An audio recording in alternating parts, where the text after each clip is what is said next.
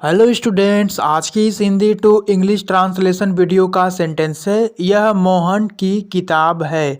तो चलिए हम इसे इंग्लिश में ट्रांसलेट करते हैं। ये पॉजिटिव सेंटेंस से पहले यह की इंग्लिश दिस, उसके बाद रहेगा लिंकिंग वर्ब इज, फिर मोहन की किताब की इंग्लिश लिखना है। इसकी इंग्लिश है मोहन्स बुक। किताब या पुस्तक की इंग्लिश होती है बुक। मोहन की किताब की इंग्लिश मोहन्स बुक। देखिए यहाँ पे की के लिए यहाँ पे इस तरह का चिन्ह बना करके नाउन के बाद यस लगाते हैं।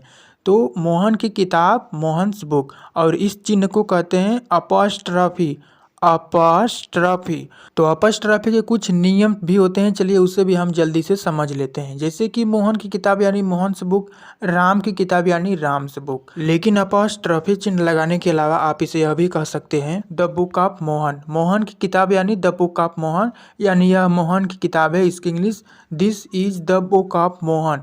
This is the book of Mohan. याद रखें, जब नाउन के बाद ऑफ आता है तो उसके पहले द लगता है, यानी कि यह मोहन की किताब है। इसकी English this is Mohan's book या this is the book of Mohan. ये दोनों इंग्लिश आप कह सकते हैं।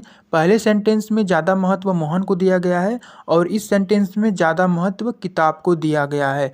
दोनों सेंटेंस सही है। इसकी इंग्लिश आप दोनों तरीके से लिख सकते हैं, लेकिन ज़्यादा कॉमन है कि आप मोहन्स बुक लिखें इस तरह के सेंटेंस में। यह राम की किताब है, दिस इज राम्स बुक, इस तरह से।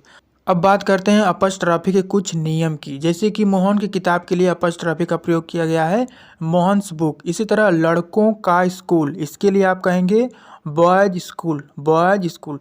तो ऐसे में केवल अपॉस्ट्रॉफी ही रहता है, मात्र अपॉस्ट्रॉफी। क्यों रहता है? क्योंकि जब प्राणीबोधक प्लूरल नाउन हो, प्राणीबोधक भी आपको ध्यान देना है कि नाउन सजीव है या निर्जीव है, यानी कि लिविंग थिंग रहता है और प्लूरल में रहता है, तो उसके लिए आपको मात्र अपॉस्ट्रॉफी ही लगाना है।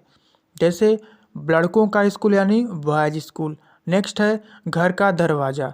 अब यहाँ पे देखिए, घर जो है निर्जीव है, नॉन लिविंग थिंग है, तो इसके लिए अपॉस्ट्रॉफी का प्रयोग नहीं किया जाता है। इसके लिए ऑफ का प्रयोग करेंगे। जैसे घर का दरवाज़ा यानी the door of the house.